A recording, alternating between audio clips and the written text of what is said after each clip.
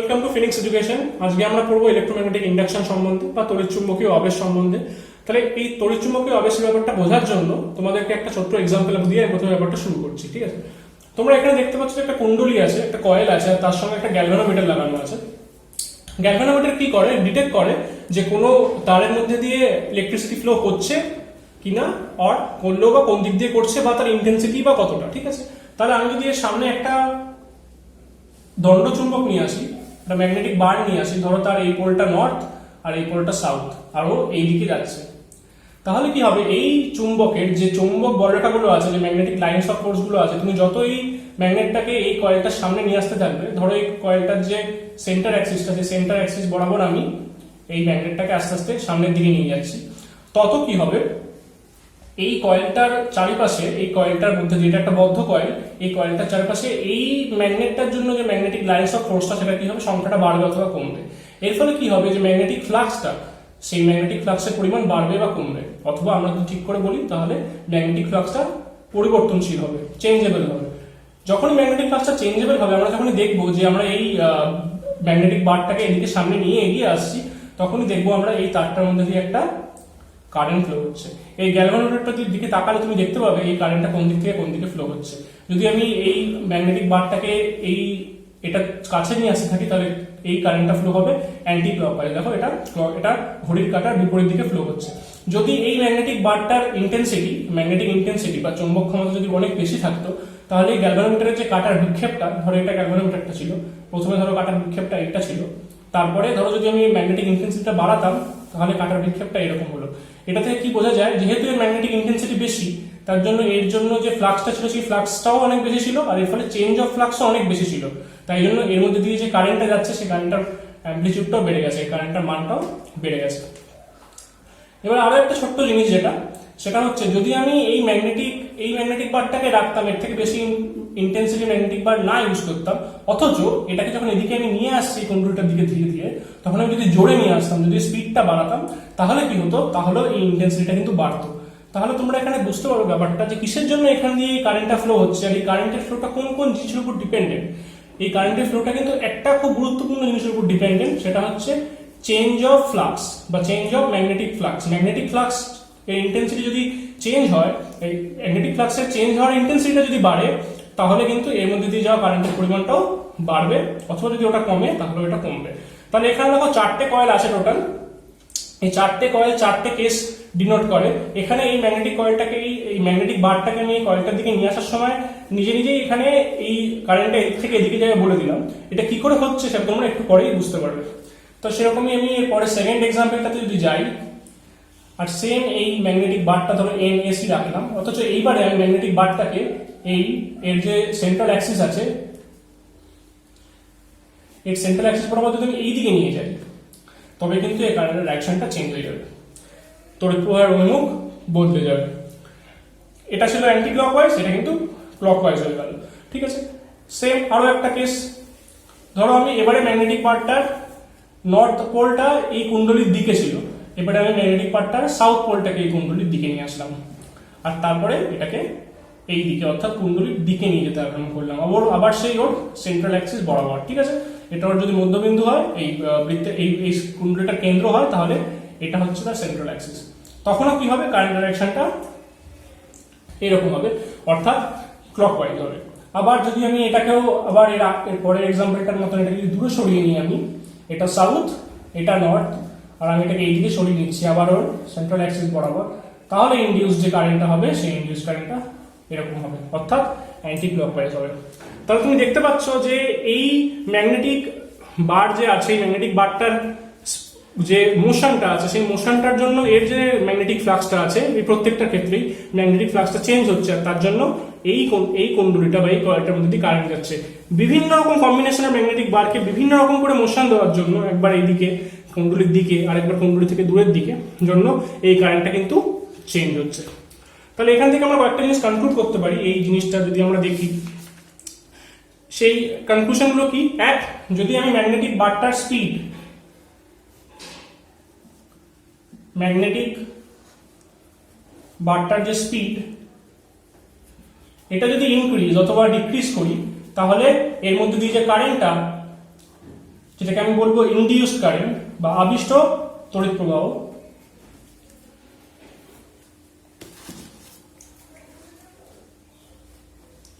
Induced current, সেটাও কিন্তু বাড়বে অথবা কমবে। ঠিক আছে, এছাড়া আর একটা কি, যদি আমি ম্যাগনেটিক বারটার যে ম্যাগনেটিক ইন্টেন্সিটি সেটা যদি বাড়তো, তাহলে একটা বেশি ম্যাগনেটিক ইন্টেন্সিটির যদি আমি বার নিতাম,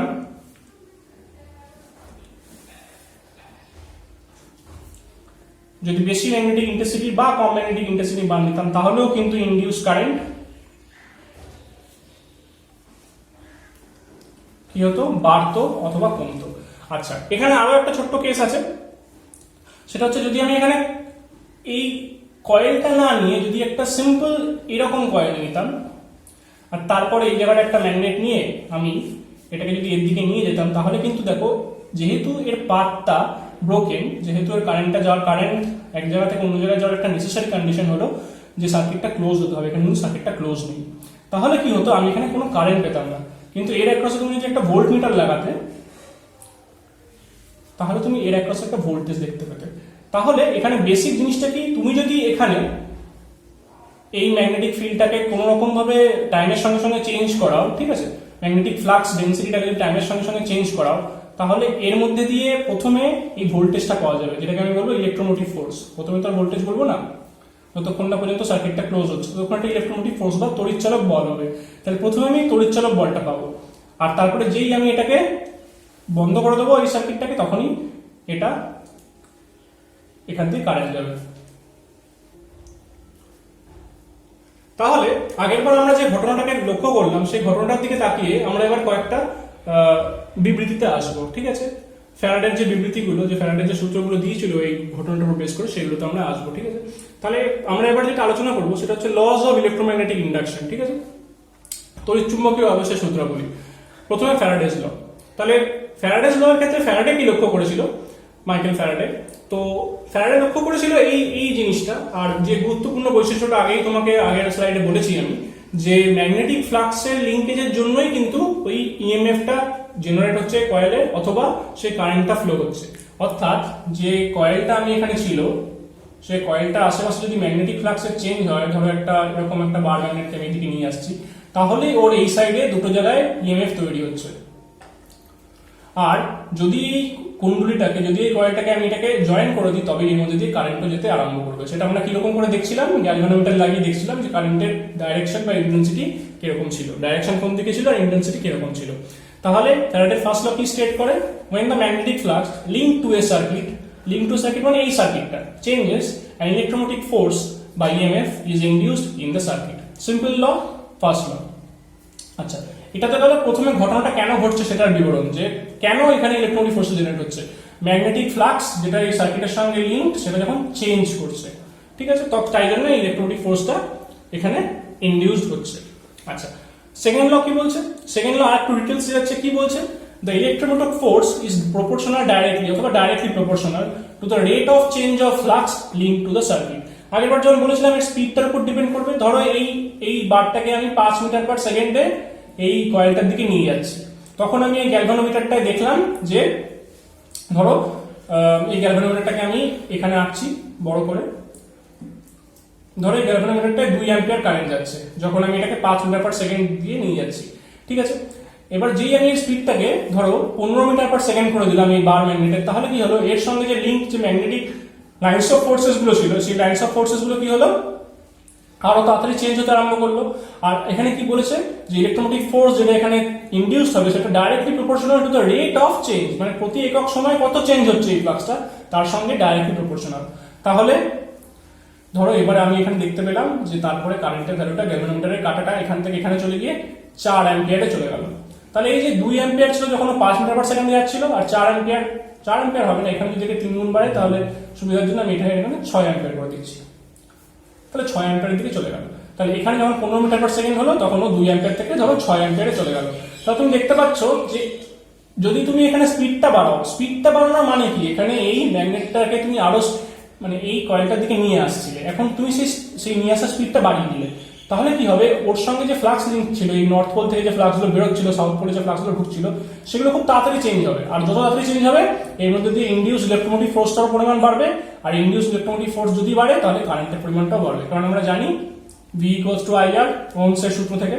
তাহলে এই কয়েলটার রেজিস্ট্যান্স যদি কনস্ট্যান্ট থাকে, তাহলে যদি ভিটা বেড়ে যায়, ইলেকট্রোমোটিভ ফোর্স বা ভোল্টেজটা যদি বেড়ে যায়, তাহলে আইটাও বাড়তে বাধ্য।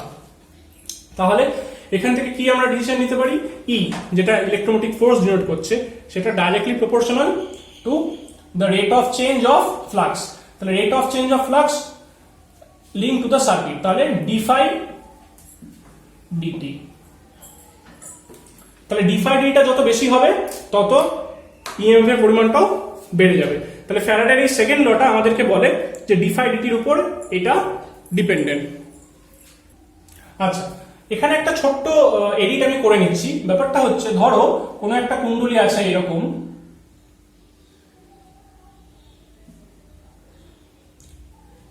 তাহলে আমরা দেখতে পাচ্ছি কুণ্ডলীতে এইটা একটা, এইটা একটা, আর এইটা একটা, তাহলে তিনটে পাক আছে।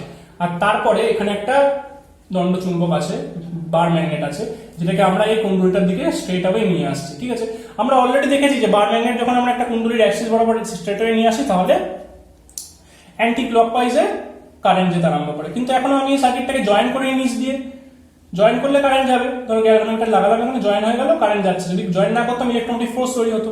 এইবারে ব্যাপারটা হচ্ছে, যদি জয়েন আমি না করতাম, যদি এই পার্টটা যদি না থাকতো, তাহলে এই পুরো জায়গাটায় ঠিক কত ইলেকট্রোমোটিভ ফোর্স ইনডিউস হতো। এই সেম জিনিসটা আমি তুলনা করছি একটা কয়েলের সঙ্গে। ধরো এই বার ম্যাগনেটটাকে আমি 5 মিটার পার সেকেন্ডে এই কয়েলটার মাঝখান বরাবর নিয়ে আসছি। তাতে আমি এখানে ভোল্ট মিটার লাগিয়ে দেখতে পেলাম, এটা ভোল্ট মিটার লাগিয়ে দেখতে পেলাম যে এখানে 10 ভোল্ট ইনডিউসড হলো। তাহলে এর ইলেকট্রোমোটিভ ফোর্স কত ইনডিউস হলো? 10 ভোল্ট।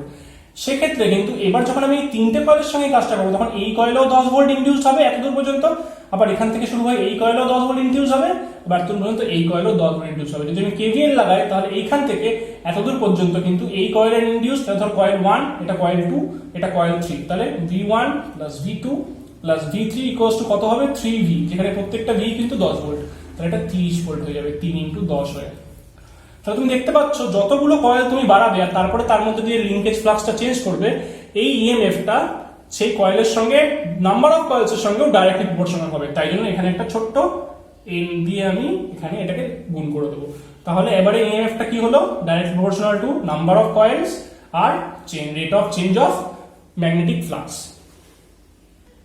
তাহলে এটা হচ্ছে ইলেকট্রোম্যাগনেটিক ইন্ডাকশনের থার্ড ল বা লেঞ্জেস ল, এটাই লাস্ট ল। এই লটা থেকে মানে আমরা জানতে পারি যে এই ঘটনাটা সাধারণত কেন ঘটে। একটা কয়েলের সামনে আমরা একটা বার ম্যাগনেটকে সরাচ্ছি, তার ফলে তার ম্যাগনেটিক ফ্লাক্সটা ওঠানামা করছে, চেঞ্জ হচ্ছে টাইমের সঙ্গে সঙ্গে। তাতে এরকম ইলেকট্রিসিটি জেনারেট হওয়ার বা ইলেকট্রোমোটিভ ফোর্স জেনারেট হওয়ার কি কারণ? দেখো, এটা সবচেয়ে গুরুত্বপূর্ণ জিনিস।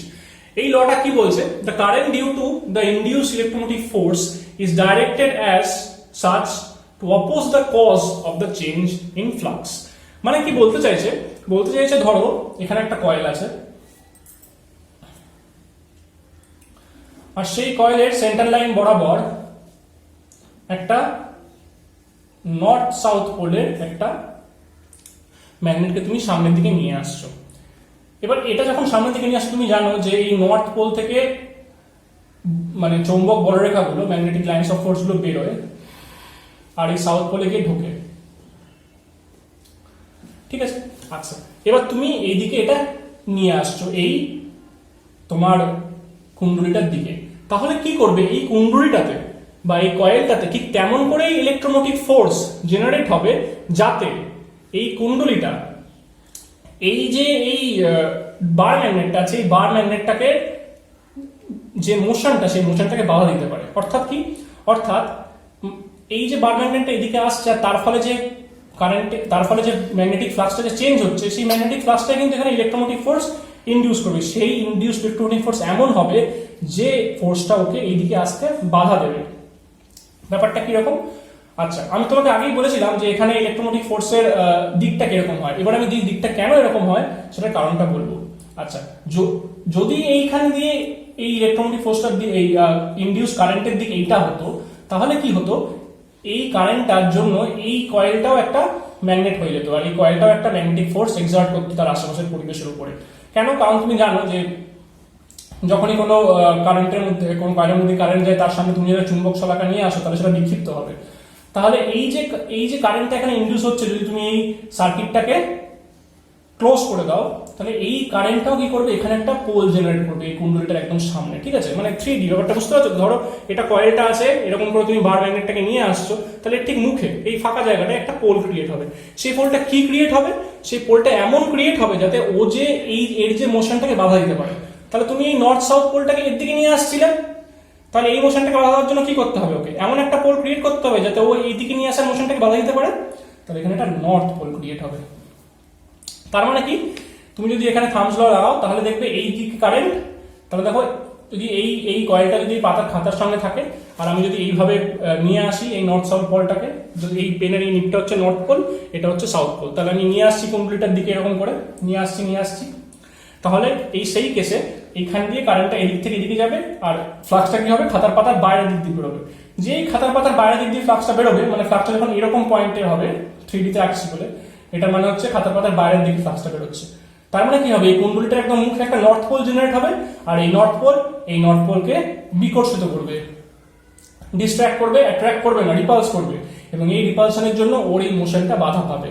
তাহলে এমন ভাবে ইলেকট্রোমোটিক ফোর্স এখানে ইনডিউসড হবে যাতে ও সেই ফোর্সটা তৈরি হওয়ার যে কারণটা, মানে ম্যাগনেটিক ফ্লাক্সের রেট অফ চেঞ্জ, সেটাকে বাধা দিতে পারে। মানে কি, মানে ব্যাপারটা খুবই সিম্পল। প্রকৃতি কখনোই চায় না যে তার আশেপাশে কোনো একটা জায়গায় ম্যাগনেটিক ফ্লাক্সের কখনো চেঞ্জ হোক, তাই জন্য প্রকৃতি চায় এই জিনিসটাকে নর্মাল করতে। যেমন ধরো কোনো একটা জিনিস উপর থেকে নিচে পড়ছে, সেই মুহূর্তে কখনোই প্রকৃতি চাইবে না যে ধরো কোনো একটা জিনিস বেস লেভেলে না থেকে উপরে রাখা আছে, ধরো কোনো একটা তাকে রাখা আছে, তাহলে এই তাকটা ওকে ওই ধরো কোনো একটা জিনিসকে আটকে রাখছে ওকে মেঝেতে পড়া থেকে, যে মুহূর্তে তাকটাকে তুমি সরিয়ে ফেলবো কিন্তু মেঝেতে পড়ে যাবে। তার মানে প্রকৃতির কাছে এই মেঝেতে এই জিনিসটাই কিন্তু রেস্ট অবস্থা, প্রকৃতি এটাই চায়। ঠিক সেরকম করে এই ক্ষেত্রে প্রকৃতি কিন্তু চায় যে ফ্লাক্সের চেঞ্জটা না হোক। তাহলে এখানে আমি লিখতে পারি nature avoids a change in flux, চায় না, নেচার চায় না এই জিনিসটা হোক। ঠিক আছে, এটা বিরোধিতা করে, সেই জন্যই এই ইলেকট্রোমোটিক ফোর্সটা জেনারেট হয়। তাহলে এই একটা অত্যন্ত ছোট্ট ন্যাচারাল ফেনোমেনাকে আমরা আমাদের নিজের কাজে লাগাচ্ছি ইলেকট্রোম্যাগনেটিক ইন্ডাকশনের ফলে, যেসব অ্যাপ্লিকেশনকে আমরা করি তাতে। তাহলে আমরা যদি এই আঁকাটার দিকে তাকাই, তাহলে এখানে তুমি ঠিক যেমন করে ম্যাগনেটিক বারটা রাখবে, ঠিক তেমন করে এর মধ্যে দিয়ে কারেন্টটা ফ্লো হবে। ধরো এটা সাউথ নর্থ করলাম আমি, আর তারপরে এটা এই সাইডে নিয়ে আসছি, তাহলে কি হবে, এটা ক্লকওয়াইজ হয়ে যাবে।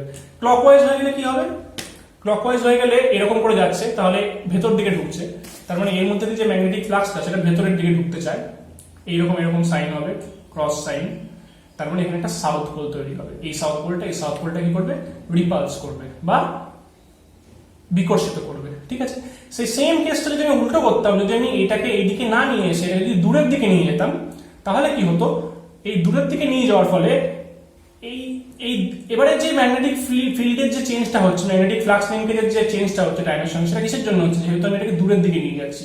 তাহলে তখনও কি করতো, তখনও এখানে এটাকে এই মোশনটাকে, এই দূরের দিকের মোশনটাকে আটকাবার জন্য এখানে একটা নর্থ পোল তৈরি করতো, যাতে ও এই সাউথ পোলটাকে অ্যাট্রাক্ট করে। তখন এই দূরের দিকে নিয়ে যাওয়ার জন্য কি হতো, কারেন্টের ডাইরেকশনটা এরকম হয়ে যেত আগের মতো। দেখো এদিকে যদি কারেন্টটা যায় তাহলে ফ্লাক্সটা এদিক দিয়ে বেরোচ্ছে। তাহলে তুমি বুঝতে পারছো যে ঠিক কেমন করে এই বার ম্যাগনেটটার মোশনের উপর ডিপেন্ড করে এই কারেন্টটার ডাইরেকশন চেঞ্জ হচ্ছে। তাহলে আমরা একদম প্রথমে যে উদাহরণগুলো দেখেছিলাম, তাহলে দেখো ফার্স্ট স্লাইডে 4টে কেস ছিল। ঠিক আছে, আমি প্রত্যেকটা কেস এখানে ডিসক্রাইব করে এখানে বোঝানোর চেষ্টা করবো কেন আমি এখানে এই কারেন্টটাকে এরকম করে আঁকলাম। ঠিক আছে, প্রথমটা দেখো এখান থেকে শুরু করছি। ধরো তাহলে এখানে একটা সাউথ পোল আছে, এখানে একটা নর্থ পোল আছে, তাহলে এই বার ম্যাগনেটটা কি দূরের দিকে যাচ্ছে, এর অ্যাক্সিস বরাবর। দূরের দিকে যাওয়ার জন্য এখানে একটা ডিফাইডিটি তৈরি হচ্ছে, মানে একটা magnetic field, change in magnetic field তৈরি হচ্ছে উইথ রেসপেক্ট টু টাইম। কিসের জন্য তৈরি হচ্ছে, যেহেতু এ দূরের দিকে যাচ্ছে। তখন এই কুণ্ডলীটার মধ্যে ইলেকট্রোমোটিভ ফোর্স বা ইএমএফটা এমন করে ইনডিউসড হবে যাতে যদি আমরা এটাকে জয়েন করি আর যদি এর মধ্যে দিয়ে কারেন্ট যায়, তাহলে এখানে কি পোল তৈরি হয়, এই কুণ্ডলীটার মুখে দূরের দিকে যাচ্ছে, তাহলে এই মোশনটাকে বাধা দিতে গেলে এখানে কি পোল তৈরি হতে হবে, নর্থ পোল, যাতে ওই সাউথ পোলটাকে অ্যাট্রাক্ট করে আর এই মোশনটাকে অপোজ করতে পারে। তাহলে এখানে যদি নর্থ পোল তৈরি করতে হয় তাহলে কারেন্টটা কিন্তু এদিক দিয়েই যাবে। এটা কিন্তু অ্যান্টি ক্লকওয়াইজ হওয়া বাধ্যতামূলক। নর্থ পোলের ক্ষেত্রে কারেন্ট সবসময় অ্যান্টি ক্লকওয়াইজই হবে। তাহলে বুঝতে পারছো কেন কারেন্টের ডাইরেকশন এখানে এটা হবে, এটা পুরোপুরি ডিপেন্ড করছে এই বার ম্যাগনেটটার মোশন আর মোশনের ডাইরেকশনটার উপরে। এখানে আসি, এটা সাউথ পোল, এটা এই দিকে আসছে, তাহলে এই এই বার ম্যাগনেটটার এই কুণ্ডলীর দিকের এই মোশনের জন্য তৈরি হয়েছে এই রেট অফ চেঞ্জ অফ ফ্লাক্সটা, তাহলে এখানে এমন করে ইলেকট্রোমোটিক ফোর্স ইনডিউসড হবে যাতে ও এই জায়গাটাকে এই মোশনটাকে বাধা দিতে পারে। এই মোশনটাকে বাধা দেওয়ার জন্য এখানে ওকে কি করতে হবে, সাউথ পোল ক্রিয়েট করতে হবে, যাতে এই সাউথ পোলকে রিপালস করতে পারে। তাহলে এখানে সাউথ পোল ক্রিয়েট করতে হবে মানে এটা ক্লকওয়াইজ হবে এই কারেন্টের ডাইরেকশনটা। সেম বেসিসে এটাও তাই, এখানে এটা দূরের দিকে সরে যাচ্ছে, তাহলে এই বার ম্যাগনেটটার এই দূরের দিকের মোশনকে অপোজ করার জন্য এখানে ইলেকট্রোমোটিক ফোর্স তৈরি হবে। তাহলে এখানে ওকে অ্যাট্রাক্ট করতে হবে এই নর্থ পোলটাকে, তাহলে এখানে একটা সাউথ পোল ক্রিয়েট করতে হবে। আর সাউথ পোল ক্রিয়েট মানে এটা সবসময় ক্লকওয়াইজ হবে এই কারেন্টের ডাইরেকশনটা। আমাদের একদম প্রথম এক্সাম্পল, সবচেয়ে পুরনো এক্সাম্পল, এটা নর্থ পোল, এটা সাউথ পোল, এটা এইদিকে আসছে। তাহলে রেট অফ চেঞ্জ অফ ফ্লাক্সটা কিসের জন্য হচ্ছে, এই ম্যাগনেটটার এই কুণ্ডলীর দিকে আসার মোশনের জন্য হচ্ছে। তাহলে এই মোশনটাকে ওকে অপোজ করতে হবে যাতে রেট অফ চেঞ্জ অফ ফ্লাক্সটাকে অপোজ করতে পারে ও, ঠিক আছে, কারণ প্রকৃতি চায় না এই জিনিসটা হোক। তাহলে ওখানে ওকে নর্থ পোল ইনডিউস করতে হবে যাতে এই নর্থ পোলকে রিপালস করতে পারে। তার জন্য কি কারেন্ট লাগবে, অ্যান্টি ক্লকওয়াইজ। এবারে আমরা একটা ছোট্ট ইন্টারেস্টিং ঘটনা দেখবো যেটা এই ইলেকট্রোম্যাগনেটিক ইন্ডাকশনের জন্য হবে, যেটা তোমাদের আরো বুঝতে সাহায্য করবে অপোজ করার ব্যাপারটা। ধরো এখানে একটা কুণ্ডলী আঁকা আছে, এবার এই কুণ্ডলীটার উপরে একটা বার ম্যাগনেট বা দণ্ড চুম্বক আছে, ধরো এটা নর্থ, এটা ধরো সাউথ। এবারে এই কুণ্ডলীটা মাটিতে রাখা আছে, আর এই বার ম্যাগনেটটা ধরো তোমার হাতে আছে, তুমি এটাকে উপর থেকে নিচে ফেলবে। যখন তুমি বার ম্যাগনেট উপর থেকে নিচে পড়বে তখন কি জানি আমরা, ফ্রি ফলের হিসাব অনুযায়ী আমরা জানি যে 9.81 মিটার পার সেকেন্ড স্কোয়ার অ্যাক্সেলারেশনে বা এত ত্বরণ নিয়ে ওর উপর থেকে নিচে পড়ার কথা, ঠিক আছে। তো এটা তো আমরা জানি, এটা আমাদের পৃথিবীর ক্ষেত্রে অভিকর্ষজ ত্বরণের মান। কিন্তু এখানে একটা খুব ইন্টারেস্টিং ঘটনা ঘটবে। এই যে নর্থ আর সাউথের যে বার ম্যাগনেটটা, সেই নর্থ পোলটা যখন এই কুণ্ডলটার দিকে আস্তে আস্তে কাছে এগিয়ে আসবে তখন কি হবে, এই নর্থ পোলটা কুণ্ডলটার দিকে কাছে এগিয়ে আসছে, সেই কারণে কি হবে, এখানে ম্যাগনেটিক ফ্লাক্সটা চেঞ্জ হবে টাইমের সঙ্গে সঙ্গে। তাহলে ডিফাই ডিটি অস্তিত্ব চলে আসবে, নট ইকুয়ালস টু 0 হয়ে যাবে, ডিফাই ডিটি থাকবে তাহলে। আর এই ডিফাই ডিটির জন্য এই যে এই কয়েলটা কি চাইবে, এই কয়েলটা চাইবে যে ডিফাই ডিটিটা না থাকুক, এই চেঞ্জ অফ ম্যাগনেটিক ফ্লাক্সটা যাতে না হোক। তার জন্য কি করবে ও, এই যে চুম্বকের উপর থেকে নিচে পড়ার যে মোশনটা, মানে এই উপর থেকে নিচের দিকের যে মোশনটা, এই মোশনটাকে বাধা দেবে। বাধা দেওয়ার জন্য কি করবে, বাধা দেওয়ার জন্য ও এই যে এই কুণ্ডলীর যে মুখটা, এই কুণ্ডলীর মুখটায় একটা নর্থ পোল ইনডিউস করবে। এই নর্থ পোলটা ইনডিউস করার ফলে কি হবে, এই বার ম্যাগনেটটা নর্থ পোল আর এই নর্থ পোল, এই দুটো নর্থ পোল পরস্পরকে রিপালস করবে, বিকর্ষণ করবে। আর এই বিকর্ষণের জন্য এর স্পিডটা 9.81 মিটার পার সেকেন্ড স্কোয়ার আমাদের পৃথিবীর যে অভিকর্ষজ ত্বরণ আছে তার থেকে কমে যাবে। তাহলে এর স্পিডটা কি হবে, অ্যাকচুয়ালি এর থেকে কম। আর এর জন্য এই কুণ্ডলীর মধ্যে দিয়ে সব কারেন্ট ফ্লো করবে। তো কারেন্টটা কেমন করে ফ্লো করবে, আমরা চাই যে ম্যাগনেটিক ফ্লাক্সটা এরকম করে যাক, তাহলে তাহলে আমার হাতটা এরকম হচ্ছে, তাহলে কারেন্টটা এরকম ফ্লো হবে। যেহেতু এটা মানে উপরে করা নেই তাই জন্য অ্যান্টি ক্লকওয়াইজ কথাটা বলা যায় না, বাট এটা অবশ্যই সবসময় অ্যান্টি ক্লকওয়াইজই হয়। যদি নর্থ পোল দিয়ে দেখো, যদি সামনের দিক দিয়ে দেখো তাহলে সবসময় অ্যান্টি ক্লকওয়াইজই হয়, মানে উপর দিক দিয়ে।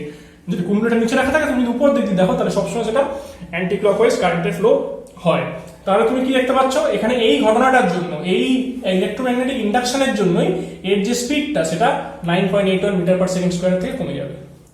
তাহলে আমরা যে আগে যে ফর্মুলাটা করেছিলাম আমরা, সেই ফর্মুলাটায় আমরা এতদূর পর্যন্ত এসেছিলাম যে ইলেকট্রোমোটিভ যে ফোর্সটা তৈরি হবে সেই ফোর্সটা কার কার সঙ্গে প্রপোর্শনাল, ডিফাই ডিটি আর নাম্বার অফ কয়েলস এন এর সঙ্গে প্রপোর্শনাল। কিন্তু আমরা এই যে লটা আছে লেন্স ল, সেখান থেকে আমরা কি জানতে পারছি, the current due to induced electromotive force is directed as such to oppose the cause. তাহলে কজটাকে যদি অপোজ করতে হয় তাহলে ইলেকট্রোমোটিক ফোর্সটার যে ডাইরেকশন সেটা এই ম্যাগনেটিক ফ্লাক্সের যে ডাইরেকশন তার উল্টো হতে হয়। তাই জন্য এখানে আমরা সাধারণত একটা মাইনাস সাইন ইউজ করি। তাহলে এইটা হচ্ছে আমাদের টোটাল ইলেকট্রোম্যাগনেটিক ইন্ডাকশনের ফর্মুলা। তাহলে আমরা কি কি পাচ্ছি, এই পুরো জিনিসটা পাচ্ছি আমরা ফ্যারাডের সূত্র থেকে, আর এই মাইনাস সাইনটা পাচ্ছি আমরা লেঞ্জের সূত্র থেকে। তাহলে এই সূত্রটা থেকেই আমরা, যদি এই সূত্রটা জানা থাকে কারো, তাহলে এই সূত্রটা দেখে দেখেই আমরা প্রত্যেকটা সূত্র বলে দিতে পারবো। কেমন করে বলতে পারবো, ধরো এই সূত্রটা আছে এরকম,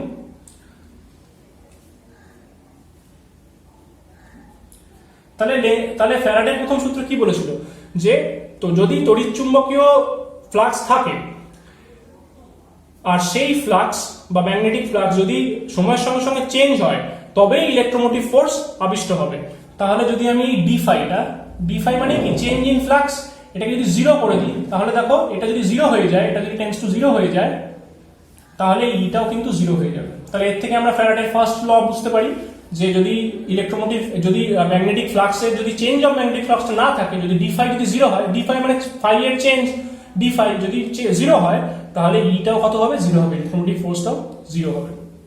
আচ্ছা, ফ্যারাডের দ্বিতীয় সূত্রটা আমরা কোথা থেকে জানতে পারি? আমরা জানতে পারি ফ্যারাডের দ্বিতীয় সূত্র কি ছিল, যে ডি ফাই ডিটির পরিমাণ যত বেশি হবে, রেট অফ চেঞ্জটা যত বেশি হবে, ধরো কোনো একটা জায়গায় 5 ওয়েবার পার সেকেন্ড এইরকম একটা অবস্থায় ও ফ্লাক্সটা চেঞ্জ হচ্ছে, আর কোনো একটা জায়গায় ধরো 7 ওয়েবার পার সেকেন্ডে চেঞ্জ হচ্ছে, তাহলে 7 ওয়েবার পার সেকেন্ডের জন্য যে চেঞ্জটা হচ্ছে তার জন্য বেশি ইলেকট্রোমোটিভ ফোর্স ইনডিউস হবে।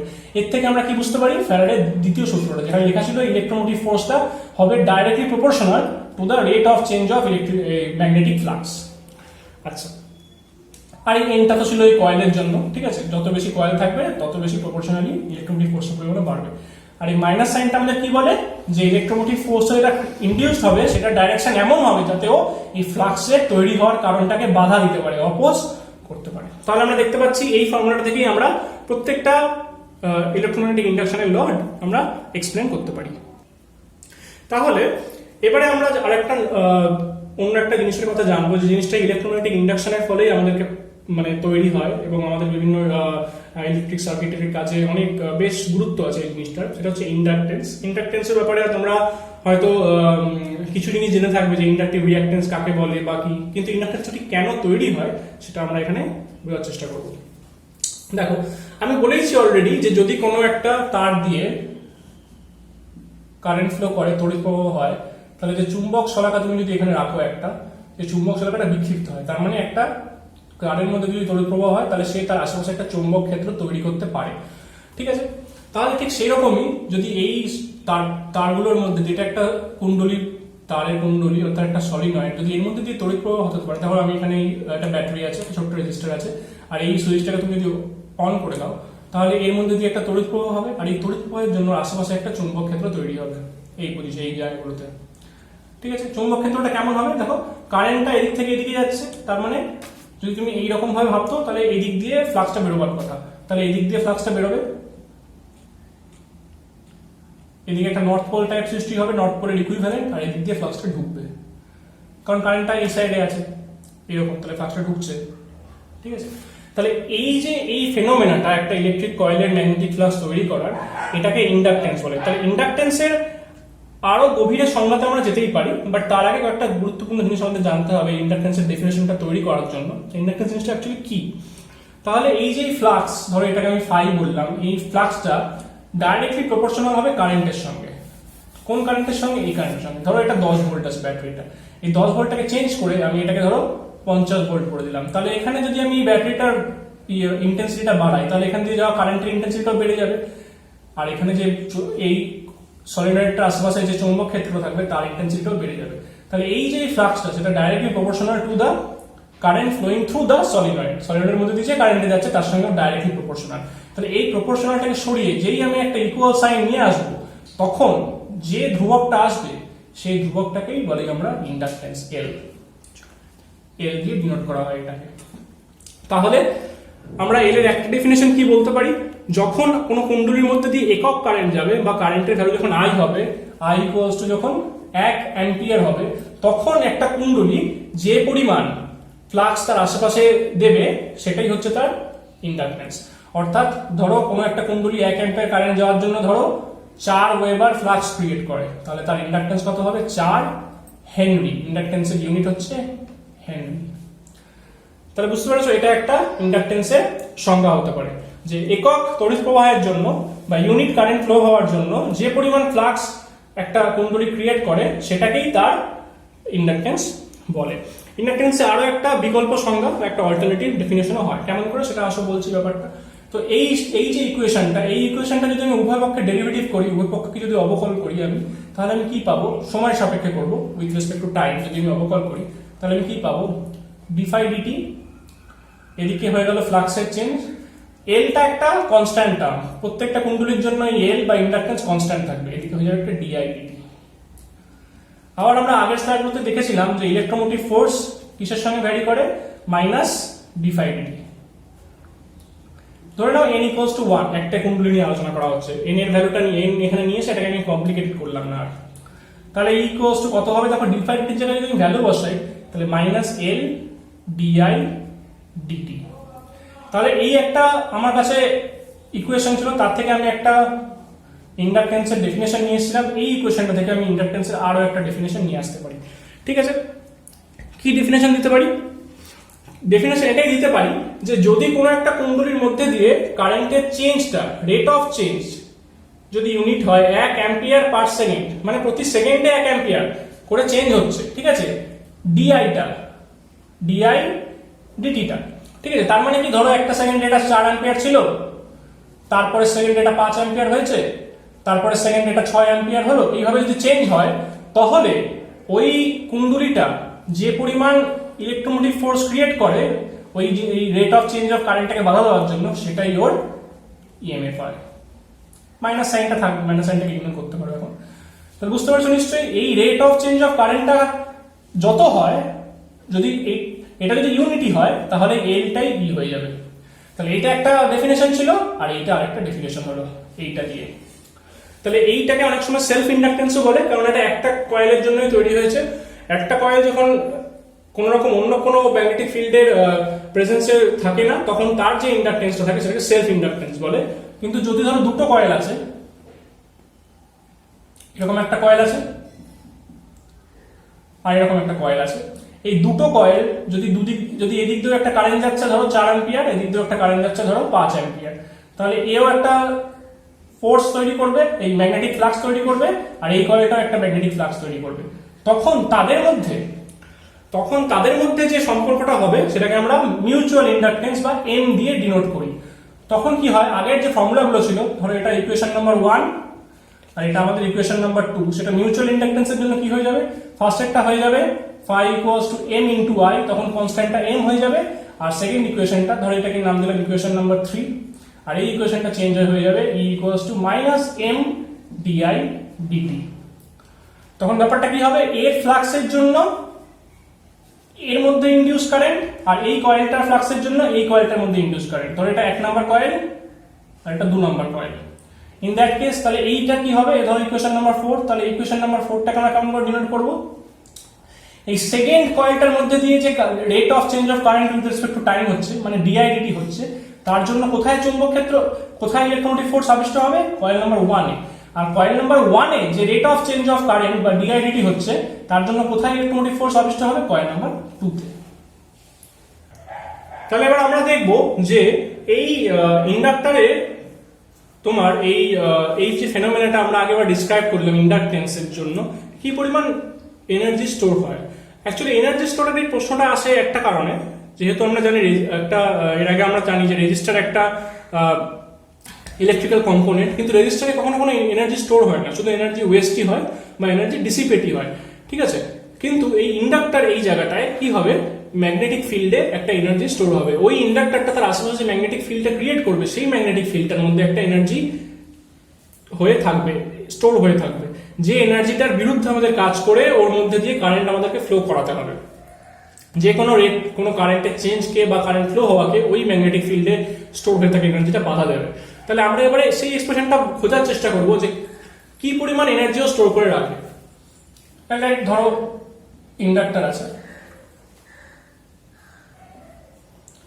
তার মধ্যে দিয়ে ধরো কোনো একটা ডিআইডিটি যাচ্ছে, কারেন্ট ধরো 4 অ্যাম্পিয়ার পার সেকেন্ড, তার জন্য ধরো এখানে একটা ম্যাগনেটিক ফিল্ড আছে। এইবারে তুমি যেই এটাকে 4 অ্যাম্পিয়ার পার সেকেন্ড থেকে 5 অ্যাম্পিয়ার পার সেকেন্ড বা ধরো 3 অ্যাম্পিয়ার পার সেকেন্ড করতে যাবে, তখন এই ম্যাগনেটিক ফিল্ডে যে এনার্জিটা স্টোর আছে, এই এনার্জিটাই তোমাকে সেই কাজটা করতে গিয়ে বাধা দেবে, ঠিক আছে। বা অন্যভাবে যদি আমরা বলি, তাহলে এই যে বাধার বিরুদ্ধে আমাদের যে কার্যটা করতে হবে, এই কার্যটাই কিন্তু ওখানে একটা পোটেনশিয়াল এনার্জি বা স্থিতিশক্তি হিসেবে স্টোর থাকবে। তাহলে তার এক্সপ্রেশনটা কেমন হবে দেখি আমরা চেষ্টা করি বার করার।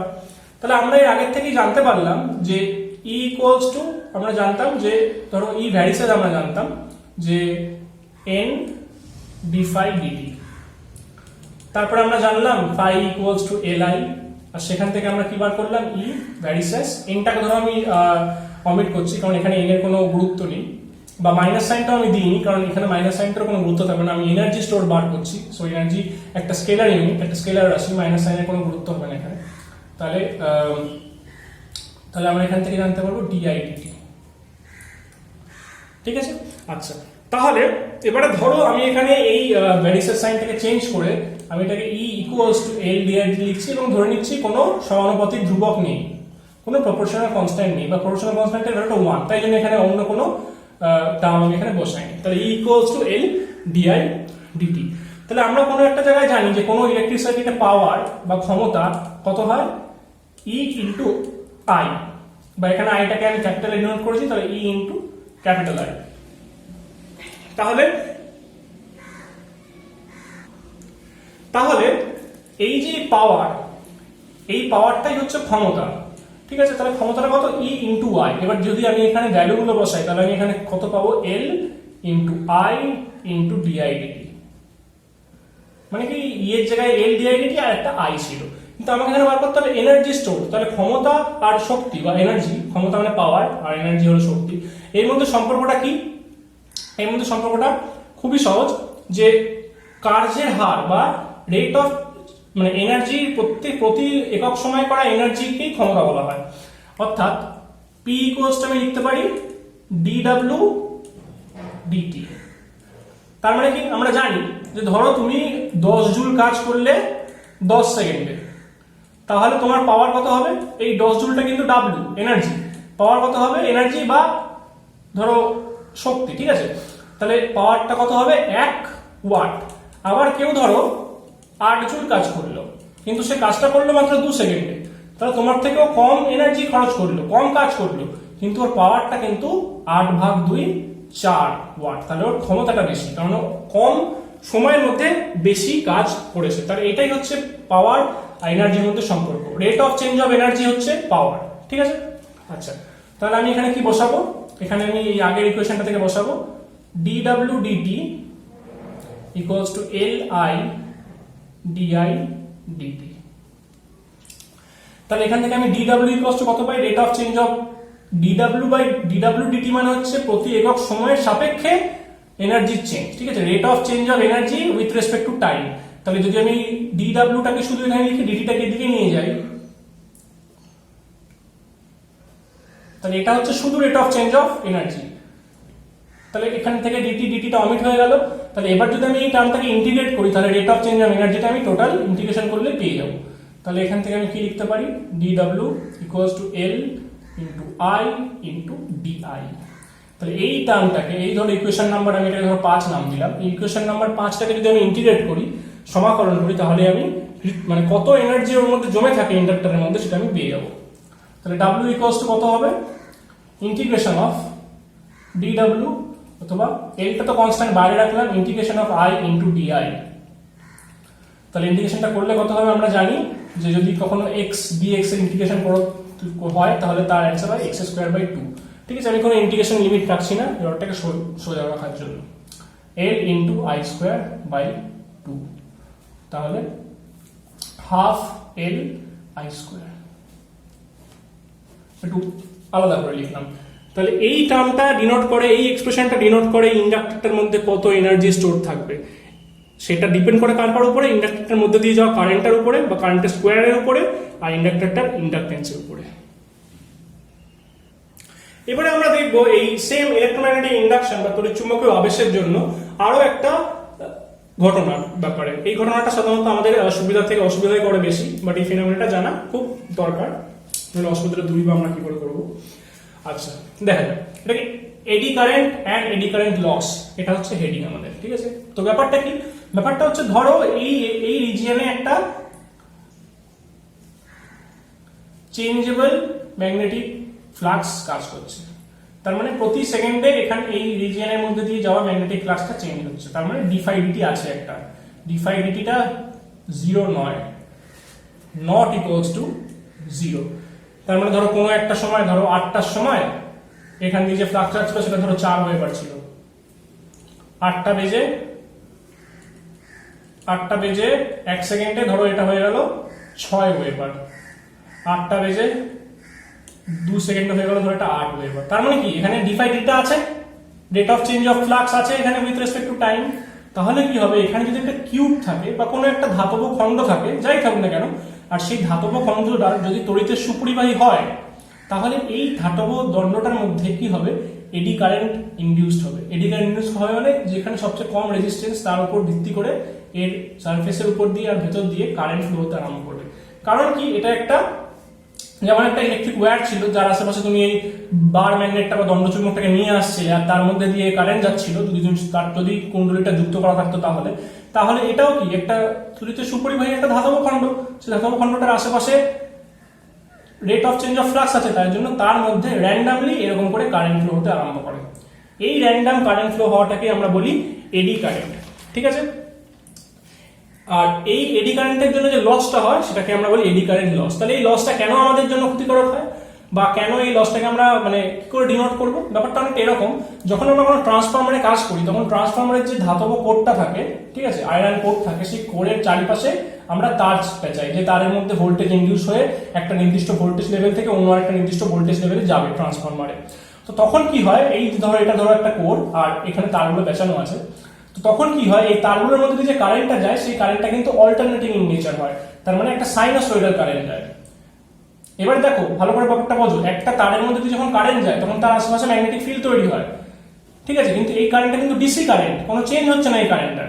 কিন্তু যখনই এই কারেন্টটা এসি কারেন্ট হয়ে যায় তখনই কিন্তু এই যে ম্যাগনেটিক ফিল্ডটা, এই ম্যাগনেটিক ফিল্ডটা চেঞ্জ হতে আরম্ভ করবে। এতক্ষণ আমি এখানে বলেই দিয়েছিলাম যে already magnetic changeable magnetic field আছে, একটা সময়ের সঙ্গে সঙ্গে চেঞ্জ হচ্ছে।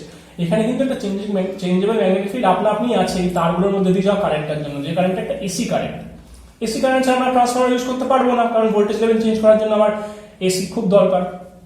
এই তারগুলোর মধ্যে দিয়ে যে এসি কারেন্টটা যাচ্ছে তার জন্য এই যে আয়রন কোরটা তার আশেপাশে যে চেঞ্জেবল ম্যাগনেটিক ফিল্ডটা তৈরি হচ্ছে, যে ডিফাই ফিল্ডটা তৈরি হচ্ছে, সেটা এই আয়রন কোরটার মধ্যে এরকম করে ইলেকট্রিসিটি নিয়ে যাওয়া হয় এর ভেতর দিয়ে। আর এই ইলেকট্রিসিটিটা কি হয় আমরা জানি, জুলের তাপীয় সূত্র অনুযায়ী H equals to I² RT।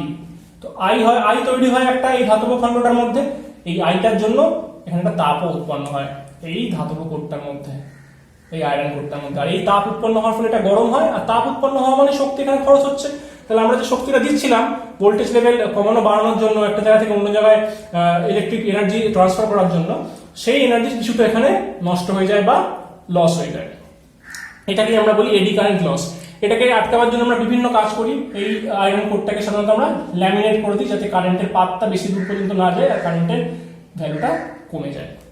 তাহলে ইলেকট্রোম্যাগনেটিক ইন্ডাকশনের আমাদের এই আজকের ভিডিওতে এটাই লাস্ট টপিক ছিল। তো যদি ভালো লাগে তাহলে লাইক, শেয়ার আর সাবস্ক্রাইব করুন।